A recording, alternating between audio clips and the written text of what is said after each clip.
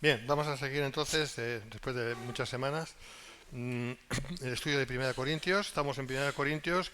Vamos a empezar el capítulo 2 o seguimos con el capítulo 2. Esto lo vimos la última vez, pero hace tanto tiempo ya que más vale que lo repasemos un poco. A ver, lo que quería Pablo, lo que quería el apóstol Pablo, no era que la fe, ni la esperanza, ni nada de parte de los corintios estuvieran centradas en Pablo.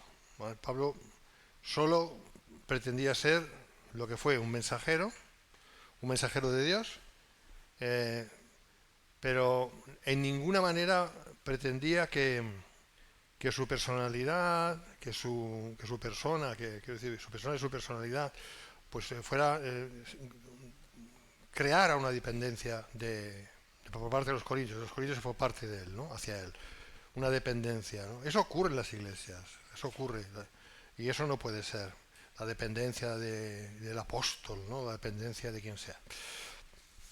Aquí tenemos una clara evidencia de que, según vamos a ir viendo, de que eso no es bíblico, eso no es lo que quería el Señor, no es lo que quiere el Señor.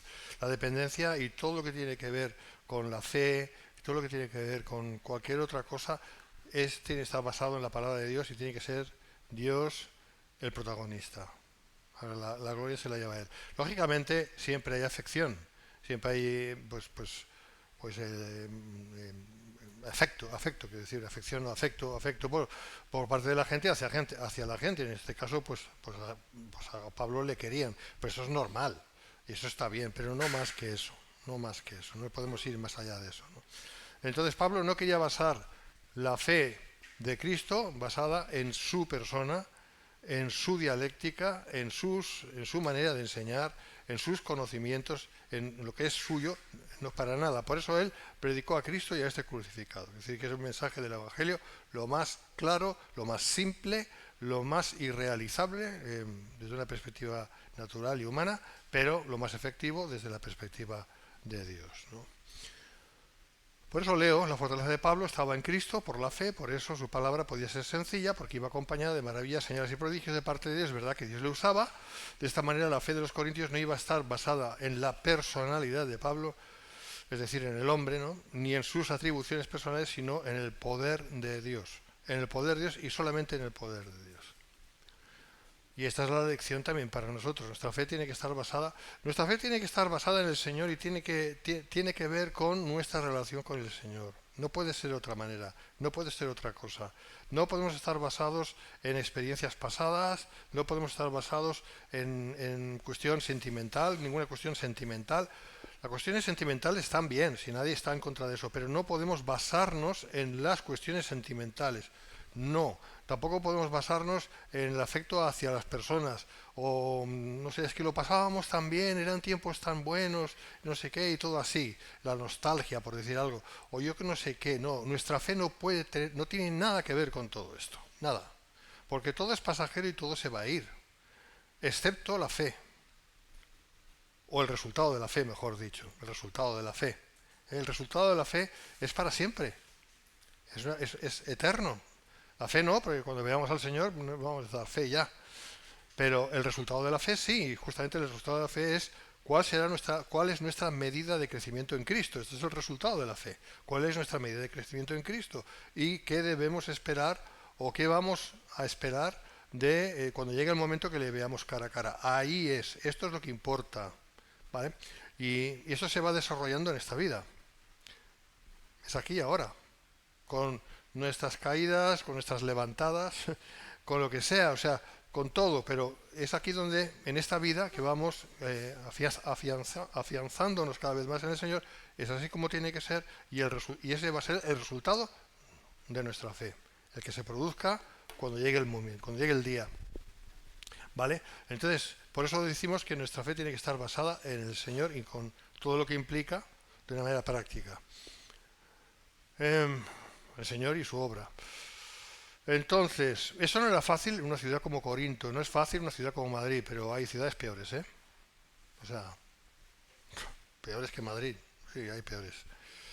Y Corinto era en aquellos tiempos una ciudad de perversión sexual, porque lo que más había un verbo que se llamaba corintizar, le llamaban corintizar, que era fornicar. O sea, es que eso era algo común, lo normal, y todo el mundo se pensaba que eso era normal. ¿Vale? Pues era algo totalmente aceptado, como hoy en día es aceptado esto mismo y muchas más abominaciones peores, ¿no? Entonces estamos viviendo tiempos incluso peores que los de Corinto, ¿eh? ¿Vale? O sea que realmente, o sea, los cristianos, hablando de Pablo, Pablo no lo tenía fácil, humanamente hablando, lo tenía, no fácil, no, lo tenía imposible, imposible. En una sociedad así, ¿qué vas a hacer? Excepto porque Dios le dijo, el Señor le dijo, Pablo, yo tengo pueblo en esta ciudad, ¿vale? Entonces, en base a esa fe, Pablo fue predicando un evangelio lo más sencillo, lo más claro y contundente, clarísimo, un hombre crucificado, de eso ya he hablado sobre eso, lo que eso implica en lo natural, la locura que es esa, pero que con el poder de Dios esa locura se convierte en salvación, ¿eh? Y el resultado de ese trabajo, el de Dios y el poquito de Pablo, pues fue la iglesia de Corinto, que no era perfecta ni mucho menos, pero sí había gente de Dios ahí también, ¿vale? Y lo mismo nos pasa a nosotros. Nosotros somos una iglesia pequeña, numéricamente hablando. Yo tantas veces he dicho al Señor, Señor, ¿cómo es que no hemos crecido? No hemos pasado de 100. Pero bueno, lo que estaba diciendo, ¿no? O sea, ¿por qué nunca hemos crecido? ¿Por qué no hemos sido como estas iglesias que crecen y crecen? Pues yo os voy a decir la verdad, tal y como yo lo veo, porque Dios no ha querido. En definitiva es así, de todos modos. Pero es que no le encuentro explicación normal. ¿Por qué no crecemos? Pues no sé. Pero también es verdad, por otro lado, que aquí hay gente que llevamos, yo 30 años, y Phil una eternidad, y Inés otra. Desde el año 87, 88, 89, por ahí, ¿no? O sea, una cosa que dices, madre mía. Y la inmensa mayoría de vosotros lleváis muchos años también. Entonces, al final dices, ¿qué es lo que vale? ¿El número? ¿O vale realmente la lealtad, la fidelidad, ¿no? La entrega, el compromiso, ¿no? O sea, y te das cuenta que son estas últimas cosas las que valen, las que Dios valora. Porque Dios puede convertir a quien quiera. Me convirtió a mí. O sea, yo estaba pensando y meditando estos días, pero ¿cómo es posible que Dios me salvara a mí? Es que no lo entiendo. Y claro, Dios me salva a mí. ¿Y eso qué significa? ¿Que tiene que salvar a mis hijos necesariamente? No, porque está escrito, Dios tendrá misericordia de quien Él va a querer tener misericordia. Y si Él quiso tener misericordia conmigo, que la tuvo, seguramente entre otras cosas por algún propósito determinado, que yo sé muy bien, eh, no digo que fuera la única razón, pero con una razón muy importante, ¿por qué tiene que seguir teniendo misericordia con los demás, con los que vienen luego, ¿no? Pues no. Por lo tanto, no se puede exigir eso como un derecho. No puedo decirle, Señor, si me has salvado a mí, salva también. No, yo no puedo hacer eso. Es que no podemos hacer eso. Y eso es muy importante que lo tengamos claro. Que nosotros no somos dueños de nuestros hijos. No lo somos.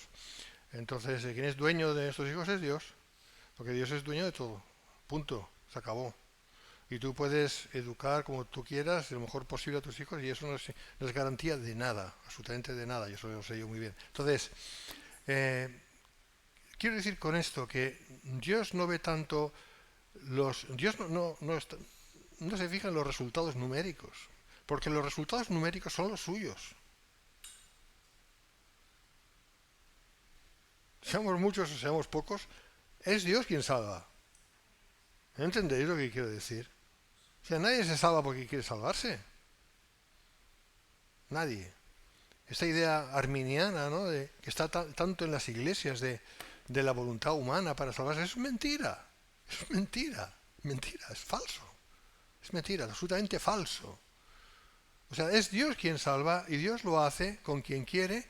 Y si somos pocos o somos muchos, que es lo que estaba diciendo, y somos pocos, eso no es ningún problema para Dios. Entonces, si no es un problema para Dios, tampoco tiene que ser un problema para mí, ni para ti. ¿Me entiendes? No es ningún fracaso. Porque el éxito no se basa en lo que yo puedo conseguir o tú puedas conseguir. Porque lo que nosotros podamos conseguir no es más que lo que Dios hace que nosotros podamos conseguir a través de Él. ¿Me entiendes lo que os quiero decir? Y ya está. Hay cristianos que no han salvado a nadie en la vida. He salvado, ya me entendéis, que no han llevado a nadie a la salvación. Pero han querido. Han querido. Entonces, ¿qué es lo que vale aquí? ¿El resultado? ¿O realmente el haber querido? Y a veces ha podido ser y a veces no ha podido ser. Y depende en qué países es una cosa y depende en qué países es otra. Pero en definitiva es Dios quien está al mando. ¿Me entendéis lo que quiero decir? Entonces, ¿por qué Pablo predicaba un evangelio tan contundente, tan imposible de creer, humanamente hablando, sobre que la salvación venía de un crucificado, cosa que era común en aquellos tiempos? Porque una de las muertes romanas más normales, más comunes, era crucificar a la gente. Entonces, que es horrible, pero era lo que la gente estaba acostumbrada a eso. La gente estaba acostumbrada a hombres crucificados, ¿no? Entonces, va Pablo y dice, no, mira, de uno de estos hombres crucificados viene la salvación. O sea, dices, esto blows my mind, ¿no? Es en inglés, no sé, me explota la cabeza, o sea, ¿cómo es posible? O sea, es algo inaudito, es imposible, y sin embargo, es el mensaje. Y Dios lo utilizó, y Dios salvó a quien quiso salvar, y lo dejó bien claro para que así fuera, de manera que quedara patente la cuestión, que Pablo lo entendiera, para mantener también a Pablo humilde, no sé, llegar a pensar de que él era por su conocimiento, etcétera, etcétera, que la gente se salvaba, Pablo tenía que aprender también. Y cuando lo aprendió lo dijo, un momento, yo tengo la encomienda de parte del Señor de predicar a Cristo y a este crucificado, punto. ¿Y por qué lo hizo? Una, por obediencia. Dos, para que Dios fuera glorificado, para que toda la gloria se la llevara a Él. Porque es imposible que alguien pueda creer de verdad ese mensaje si no es Dios por su Espíritu que hace que la gente pueda creer. Y cuando digo la gente, quiero decir los escogidos a creer, que somos relativamente muy pocos, comparativamente hablando. Alguien dirá que lo que predico es calvinismo, y lo que digo es sí, efectivamente, esto es calvinismo, pero no es más que calvinismo, es bíblico. Es lo que la Biblia enseña. Si le quieres llamar calvinismo, pues bueno, pues me da igual como le quieras llamar. Desde luego arminianismo no es, todo lo contrario, ¿no? ¿Vale? Ahí tenemos la realidad de la salvación. Pablo lo único que hacía era predicar a un hombre, bueno, un hombre, ya me entendéis, humanamente hablando, a un hombre crucificado. Y si este hombre en concreto es Dios. ¡Ostras! ¿Tú te imaginas decir eso? Este hombre en concreto es Dios que se hizo hombre y que nació de una mujer que era virgen. ¿Cómo?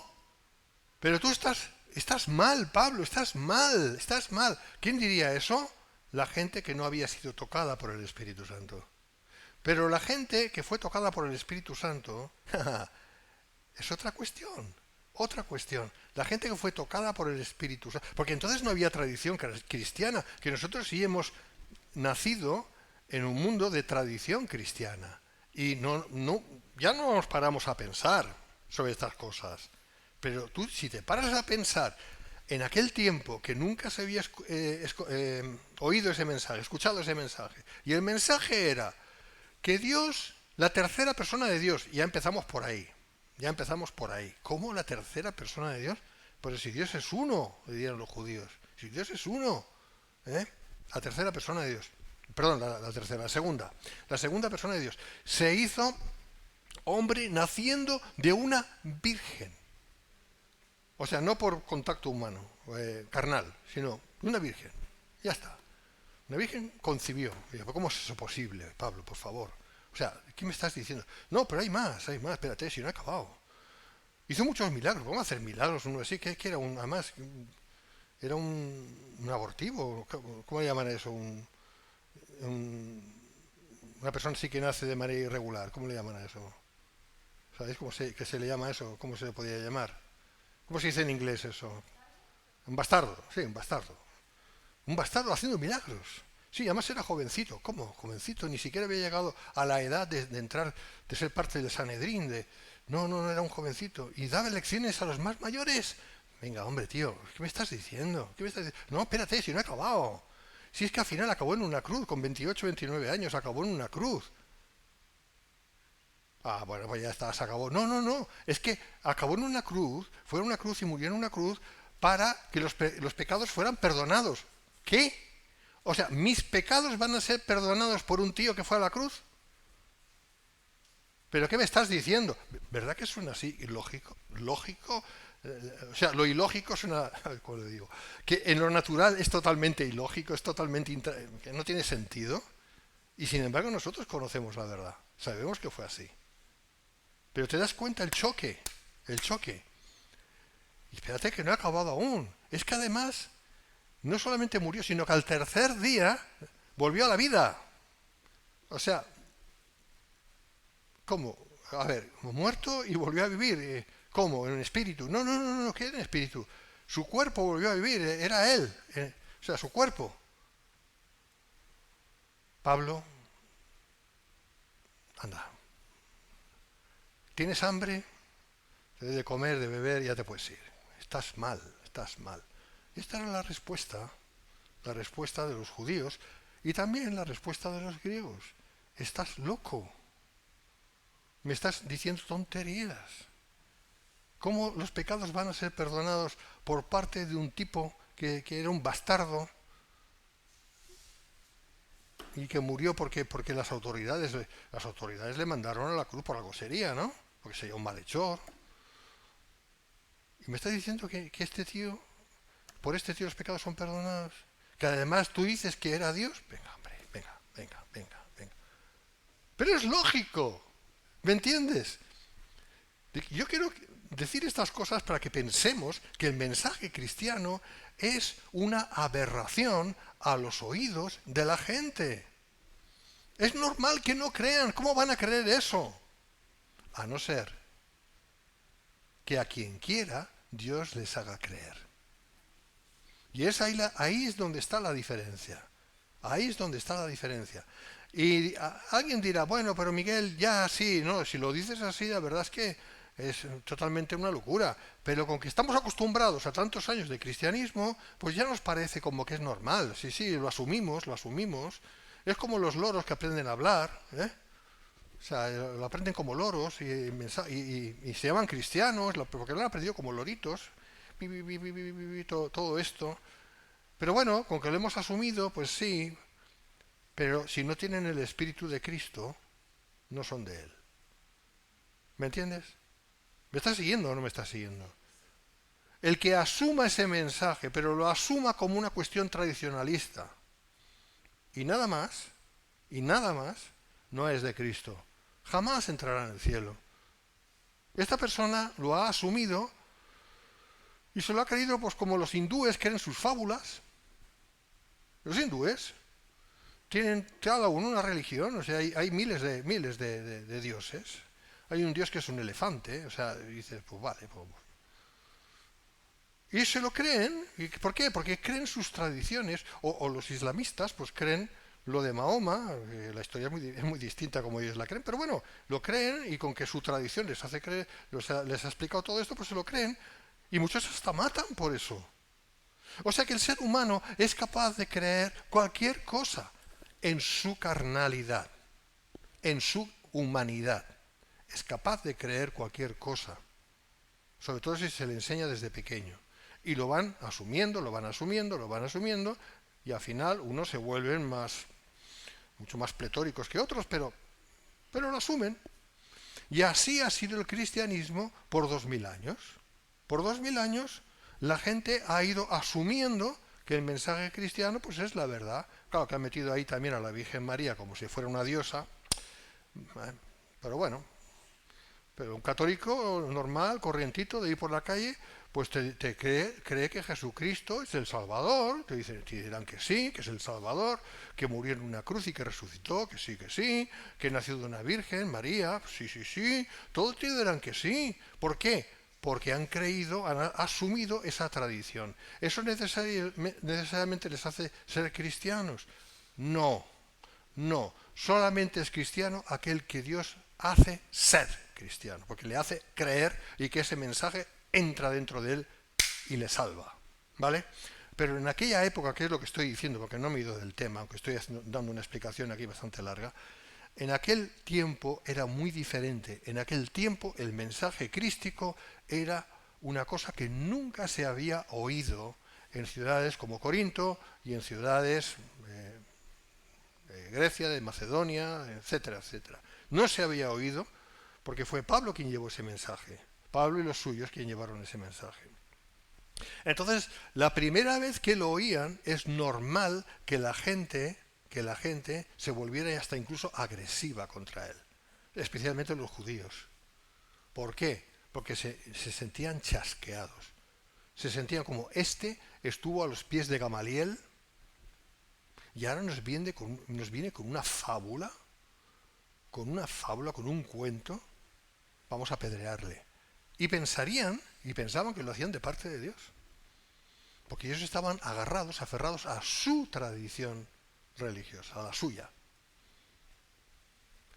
Así que te das cuenta que la reacción de la gente es la reacción de la gente. A veces más violenta, como en aquellos tiempos por la razón que acabo de decir, o no tan violenta ahora, sino más bien despreciativa, pero siempre hay una reacción en contra. ¿Por qué? Porque es imposible creer este mensaje, humanamente hablando.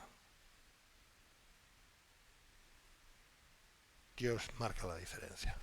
El Espíritu de Dios marca la diferencia. Entonces el Señor le dijo a Pablo, Pablo, quiero que lleves el mensaje, pero no lo vas a hacer como lo hiciste en Atenas, intentando dar explicaciones, porque cuando ya llegó al punto de la resurrección, ya de poco te apedrean. No vas a hacer eso, porque tú no puedes convencer a nadie, Pablo, aunque seas Pablo, tú no puedes convencer a nadie. ¿Quién te convenció a ti, Pablo? Fuiste tú, Señor. Exactamente, fui yo. Y los otros no son diferentes a ti. Tú vas a hablar en Corinto el mensaje yo, Jesucristo, nacido de una virgen, toda la historia, y morí en una cruz romana para perdón de los pecados. Es decir, predicarás a Cristo y a crucificado. Lógicamente también entra ahí luego la resurrección, o sea, está claro. Nada más. No vas a intentar convencer a nadie de nada, porque no vas a convencer a nadie. El único que puedo convencer soy yo y lo haré con quien quiera, no con todos. Porque pensemos eso, que los salvos, los que creemos, lo somos desde antes de o sea, fuimos destinados a serlo desde antes de la fundación del mundo. No es sobre la marcha, como creen la inmensa mayoría de las iglesias. Sobre la marcha, venga, a ganar almas, venga, vamos a... No funciona así esto. Es desde antes de la fundación del mundo, Dios ya destinó los que tenían que venir a esta salvación. Y que iban a escuchar este mensaje, a lo mejor al principio lo iban a escuchar y iban a pensar, tú estás loco, Pablo, pero que luego por la acción del Espíritu Santo vendrían a la fe en el momento justo que tienen que venir a la fe. Todos nacimos de nuevo, todos nacimos de nuestra madre en un momento determinado, ¿verdad? De la misma manera nacimos de nuevo en un momento determinado. ¿Determinado por quién? Por el que determina todas las cosas, es Dios. No hay nada que ocurra por casualidad. ¿Ok? Esto es muy importante tenerlo presente a la hora de seguir estudiando lo que vamos a estudiar.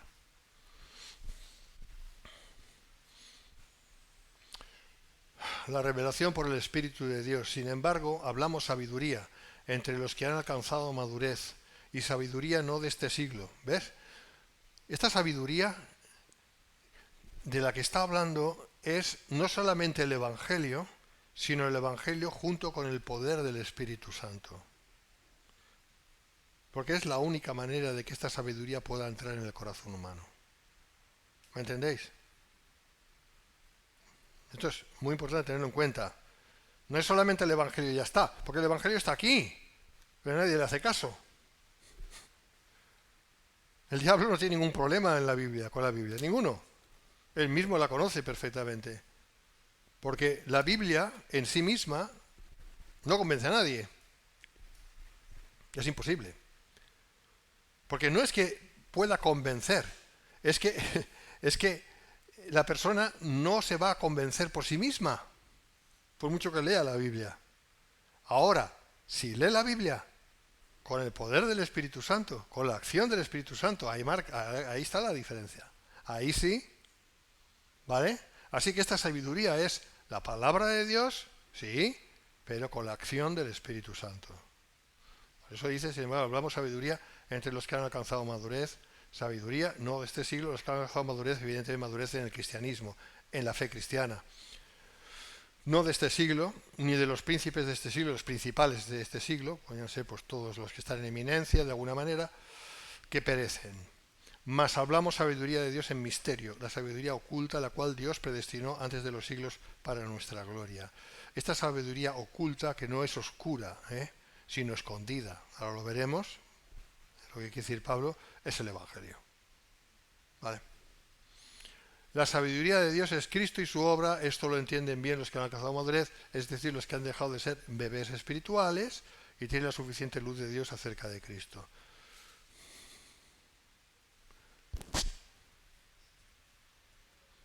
Son dos sabidurías distintas. La sabiduría de Dios nada tiene que ver con lo que se entiende por sabiduría en este mundo. La sabiduría del mundo aborrece a Cristo. Aborrece. Tú no verás, se habla tanto de los ovnis, ¿no? Se habla tanto de los ovnis y los ovnis para aquí, los ovnis para allá. Hasta hace poco ya se asumía que eran extraterrestres, o sea, gente que venían de otras galaxias, otras estrellas o planetas y tal. Ahora ya no, ahora ya se está diciendo que son seres que vienen de otra dimensión. Sí, bueno, que vengan de otra dimensión, sí, eso sí es verdad. Eso sí es verdad. Pero tú no verás jamás, y mira, a mí me gusta mucho el tema porque siempre me ha gustado. Ningún extraterrestre, por llamarlo así, que hable de Cristo y que diga la verdad sobre Cristo. Ni uno. Ni siquiera sobre Dios. Ni uno. Ni uno. Porque todos sabemos que los que son extraterrestres, los que realmente lo son, alienígenas, son demonios. Y claro, ningún demonio va a exaltar a Cristo, está claro. Y la sabiduría de este mundo es exactamente lo mismo. Todo va acompañado, todo es anticristo, anticristiano. Todo es así. Vivimos en un mundo anticristiano. Vivimos no solamente anticristiano. Primeramente vivimos en un mundo anticristo. Niegan a Cristo, aborrecen a Cristo, no quieren a Cristo. Cristo es abominable para este mundo. Pero nosotros no somos del mundo. Esta es la gran diferencia. Y estamos aquí para ser transformados poco a poco, para avanzar en la vida cristiana, para que luego podamos ver el resultado de nuestra fe, que es la salvación eterna, una vez se produzca materialmente, o sea, se haga evidente. Por lo tanto, el tiempo aquí es muy importante. Por eso no es fácil, por eso es difícil, porque vivimos contracorriente. Y solamente los que son realmente de Cristo podrán llegar a la meta. Los que no son de Cristo, no, aunque digan que lo son, no podrán llegar. Es los que son de Cristo que van a llegar. ¿Y quién es de Cristo? ¿Quién es de Cristo? La pregunta es, ¿quién es de Cristo? El que tiene el Espíritu de Cristo. El que tiene el Espíritu de Cristo. Este es de Cristo. Por muy torpe que sea, llegará. Perseverará. Porque es Dios quien persevera en él. Esto es lo que se llama la perseverancia de los santos, en términos teológicos. Habla de madurez. MacArthur comenta, Pablo usa esta palabra para referirse a creyentes genuinos que habían sido salvados por Cristo, como se describe en Hebreos 6, 1 y 10, 14. Bueno, hay más abundancia sobre esto. Sabiduría oculta, en griego sabiduría escondida. La palabra es escondida, porque oculta podría tener una connotación peyorativa, ¿no? Príncipe de las tinieblas y tal, pero no tiene nada que ver con eso. Escondida es otra cosa, significa apartada de la vista. O sea, el Evangelio fue apartado de la vista durante miles de años y solo se manifestó a través del Señor, primeramente, de sus discípulos, y luego a través de la Iglesia a partir de Hechos 2. Ahí ya dejó de ser un misterio. Y Pablo ya claramente lo dejó bien claro en la epístola a Timoteo, cuando habla del misterio de la piedad, ¿vale? Que tengo la canción ahí, que la podéis escuchar, que la he regrabado, ha quedado muy bien, a mí me gusta. Pues ese es el misterio de la piedad, que grande es este misterio, ¿no? O sea, es el misterio. ¿Cuál es el misterio de la piedad? Cristo manifestado, Cristo, Dios hecho hombre, hecho carne, que murió en una cruz, que resucitó, que es el Salvador. Amén. Esa es la verdad, escondida para los hombres, porque es imposible que los hombres puedan creer algo que trasciende a lo netamente natural, va más allá de lo natural. Lo natural te dice que es imposible que un hombre pueda nacer de una virgen. Lo natural te dice que es imposible que Dios se pueda hacer hombre. Lo natural te dice que un crucificado pueda salvar a nadie. Lo natural te dice que es imposible que un crucificado muerto después de 3 días pueda volver a vivir, etcétera. Pero es que Dios es Dios no solo de lo natural, sino es Dios de todo. Esa es la diferencia. Inalcanzable para los hombres, ciertamente, pero no para Dios. Dios lo da a conocer a quien quiere y es así, no es de otra manera. Entonces, sabiduría oculta, escondida para ser revelada en su momento, profetizada a través del Antiguo Testamento, revelada y materializada en Cristo en su venida, muerte y resurrección. Esta sabiduría está escrito es para nuestra gloria, para que se pueda cumplir lo que unos reglones atrás escribiera Pablo, el que se gloría, gloríese en el Señor.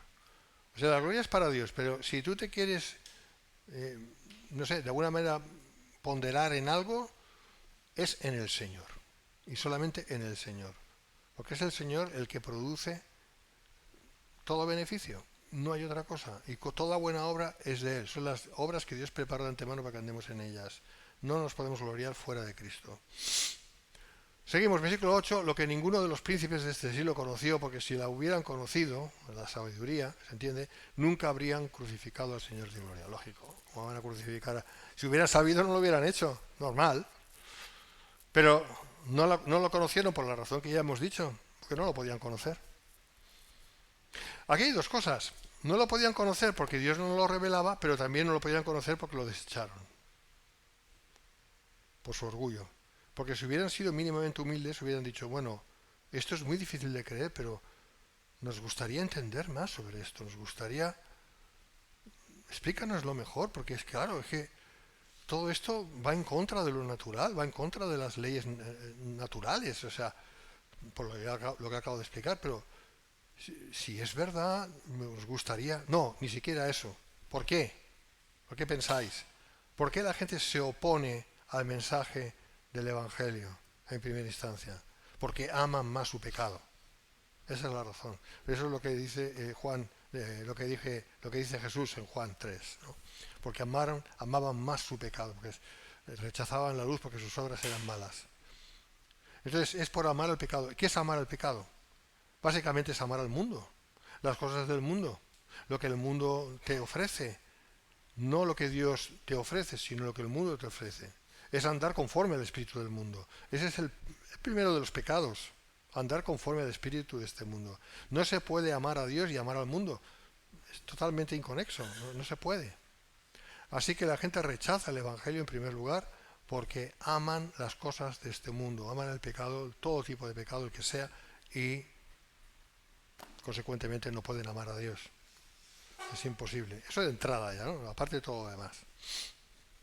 Habla de los príncipes de este siglo, los representantes de la sabiduría humana no entendieron que estos son los príncipes, los principales de este siglo, ¿no? No entendieron la sabiduría de Dios cuando se manifestó entre ellos, por eso les pareció locura y la reprimieron hasta la muerte. La crucifixión es prueba de que a los gobernantes y líderes religiosos de los judíos les faltaba sabiduría. Ellos decían que conocían a Dios, pero no conocían a Dios. Pero, date cuenta que Dios usó esa manifiesta necedad, es decir, la de los principales de este siglo, para que su plan se realizara. Fíjate cómo Dios obra, cómo Dios piensa. Yo voy a aprovechar justamente el rechazo de esta gente para que mi hijo vaya a la cruz. Mi hijo vaya a la cruz. O sea, date cuenta. Esto es de locura para los hombres. Un padre que envía a su hijo a la cruz. Esa es otra cosa. ¿Tú harías eso? No, no lo harías, yo tampoco. Pero de tal manera amó Dios al mundo que ha dado en una cruz, a su Hijo unigénito para que todo aquel que en él cree no se pierda, mas tenga vida eterna. La única manera de poder salvar a los que Dios quería salvar, tener misericordia de quien iba a querer tener misericordia, era que él mismo se hiciera hombre y diera su vida en la cruz. No había otra manera. Y si hubiera sido el Padre que se hubiera hecho hombre. Pero ellos desde la eternidad eligieron cómo hacerlo, decidieron cómo hacerlo, y era el Hijo el que se iba a hacer hombre. Pero tú imaginas el Padre, ¿cómo podía sentirse? ¿Qué te piensas? ¿Que el Padre deja de ser Padre? Esas son cosas que son tan elevadas, que nos es muy difícil entenderlas. Y sin embargo, son reales.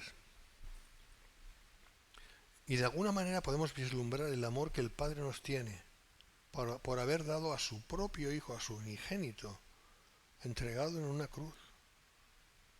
Y no solamente murió en una cruz, sino que bajó a los infiernos. Y estuvo ahí por casi 3 días en los infiernos. Porque el Padre le podía haber sacado de los infiernos, haberle llevado al seno de Abraham. Al fin y al cabo, Cristo no pecó. No tenía por qué haber ido a los infiernos. Pero tuvo que sufrir no solamente la cruz, sino el ir a los infiernos. Porque ahí van todos los que mueren en pecado. Y Cristo murió con pecado, no el suyo, el nuestro. Por eso no podía quedarse en el infierno, porque Él era sin pecado. Hubiera sido injusto que Cristo hubiera permanecido en el infierno. Hubiera sido injusto. Pero fíjate la estrategia de Dios para salvarnos. Fíjate qué estrategia. Algo que el diablo ni podía imaginar. Ni podía imaginar. Y esto a nosotros como cristianos nos cuesta entenderlo, pero más o menos lo podemos entender. Ahí estamos, ¿no? Ahí, como... Pues imagínate la gente que no tiene el Espíritu de Cristo, ¿cómo va a entender esto? No pueden entender, es locura. Y es normal que sea locura para ellos. Porque sin el Espíritu de Cristo es imposible tener un mínimo entendimiento de estas cosas. Son tan elevadas, tan santas, tan santas. El amor de Dios es tan claramente manifiesto en la obra de salvación, en el proceso de la muerte, la estancia del Señor en el infierno y luego la resurrección, que es imposible que un ser humano normal pueda entenderlo y lo va a rechazar, claro que sí. Sobre todo si no tiene ninguna tradición detrás, lo va a rechazar. Por eso los que perseveramos en la fe realmente es Dios quien nos hace perseverar en la fe. La salvación no depende de nosotros en modo alguno, por eso no se puede perder la salvación. Es imposible que se pueda perder porque la hubiéramos perdido todos, hace ya mucho tiempo. Al minuto siguiente de haber sido salvados ya lo hubiéramos perdido. Pero tú empiezas a meditar en todas estas cosas y es increíble. ¿Cuál fue el canal? ¿Cuál fue la manera para que Dios, Padre, Hijo y Espíritu Santo, pudieran salvar a los que, a una raza, no una raza entera, pero a elementos, a individuos de una raza que está perdida del todo? Porque esta es la cuestión. Adán y Eva, en este orden, Eva y Adán pecaron. Toda la humanidad estaba en ellos. Ellos representan toda la humanidad. Ellos pecaron, y yo ya les dije, el día que pequéis, se acabó, ¿eh? Dios no exagera. Ellos decidieron creerle al diablo, y ellos sí tenían libre albedrío. Decidieron creerle al diablo, toda la humanidad, condenada. El diablo en ese momento dijo, lo he conseguido, qué fácil ha sido. Qué fácil. Me he tenido que disfrazar de serpiente y los he engañado fácilmente. Ya está. Les he prometido dos cositas, dos medias verdades, y ya está.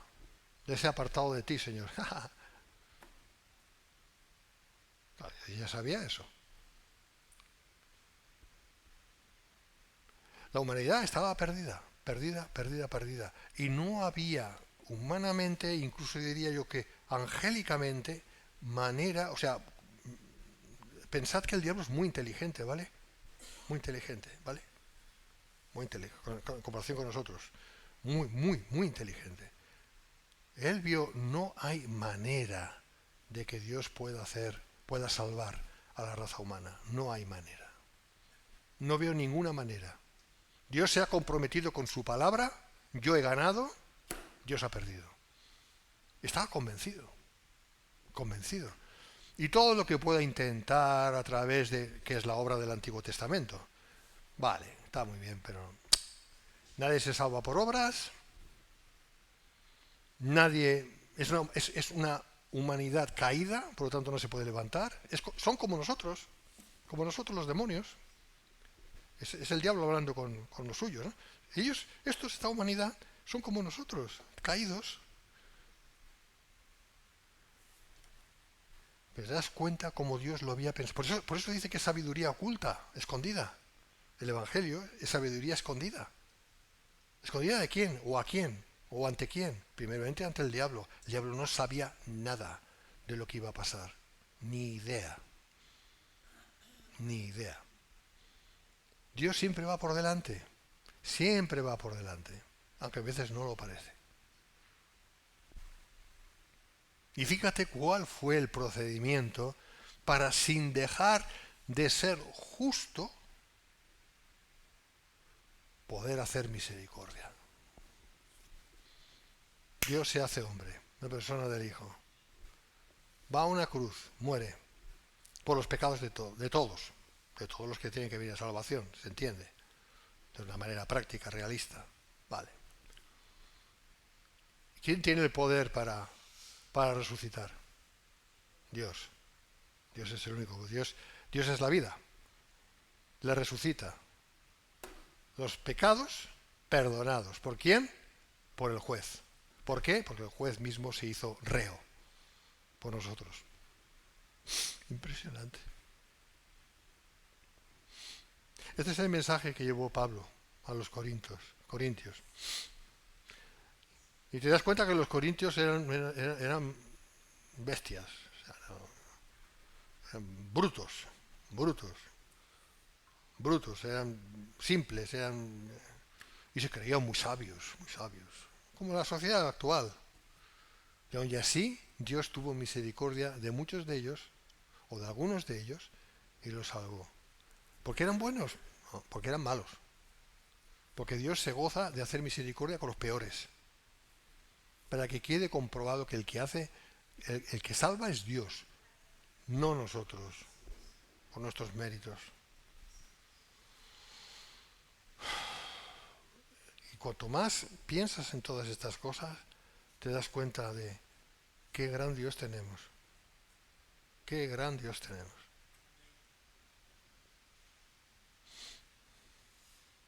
Lo voy a dejar aquí.